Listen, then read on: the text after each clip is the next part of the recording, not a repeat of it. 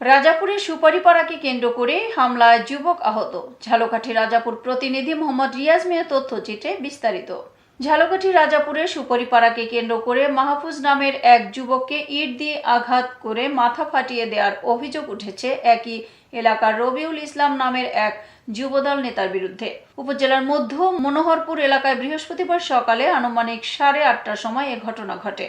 রবিউল ইসলাম একই এলাকার আব্দুল সমেদ মৃধার ছেলে এবং আহত মাহফুজুর রহমান ওই এলাকার মৃত মোশারেফ খানের ছেলে।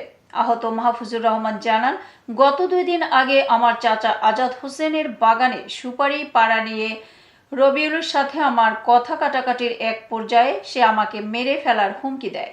আমরা সে ঘটনা পুলিশ ও স্থানীয় সাংবাদিকদের জানাই। বৃহস্পতিবার সকাল 8:30 সময় চাচা আজাদ হোসেনের নিজ বাগানে সুপারি পাড়তে গেলে রবিউল ও তার সহযোগী 4-5 জন মিলে আমাকে হত্যার উদ্দেশ্যে ইট দিয়ে মাথায় আঘাত করে। আমার চিৎকারে এলাকার লোকজন এসে আমাকে উদ্ধার করে উপজেলা স্বাস্থ্য কমপ্লেক্সে নিয়ে আসে। এ বিষয়ে রবিউল ইসলাম জানায়, আমি বৃহস্পতিবার ওখানে যাইনি এবং মাহফুজুর রহমান নামে কাউকে মারিনি। প্রতিপক্ষরা আমাকে জড়িয়ে মিথ্যে অপবাদ দিচ্ছে। রাজাপুর থানার এসআই রফিকুল ইসলাম জানান, এ বিষয়ে অভিযোগ পেলে পরবর্তী ব্যবস্থা নেওয়া হবে।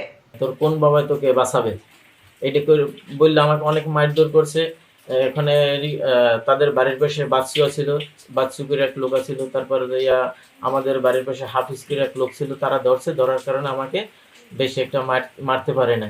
মারার চেষ্টা করছে কিন্তু তারা ধরার কারণে আমাকে মারতে পারে না। মাথা ফাইটে গেছে, বাড়ি দিয়েছে ইট দিয়ে বাড়ি দিয়েছে। তারপর আমি বলছি যে আমার মাথা ফাইটে গেছে।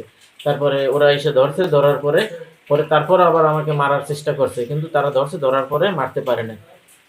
জি, আমি মেডিকেলে গেছিলাম। মেডিকেলে গিয়ে আমি 999 ফোন দিয়েছিলাম, পুলিশ আসছিল, এসে পায় নাই। পরে তারা বলছে যে আপনি ট্রিটমেন্ট করেন, ট্রিটমেন্ট করে থানায় আসেন। থানায় কি অভিযোগ দিয়েছেন? হ্যাঁ, থানায় আমি অভিযোগ দিয়েছি। এতক্ষণ সঙ্গে থাকার জন্য ধন্যবাদ। i1 টিভি নিয়মিত আপডেট পেতে ভিজিট করুন আমাদের ওয়েবসাইট, ফেসবুক, ইনস্টাগ্রাম ও ইউটিউব চ্যানেল।